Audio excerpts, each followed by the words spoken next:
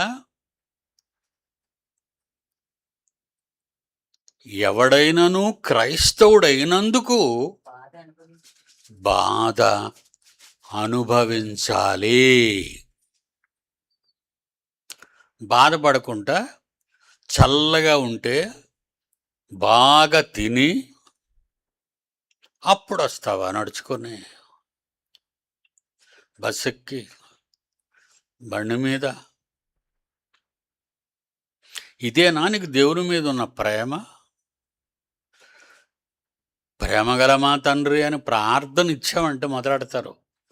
ప్రేమ కలిగిన మా తండ్రి, ప్రేమ లేనివాడనైన నేను మిమ్మును ప్రార్థించుచుండగా అని నేర్చుకోండి.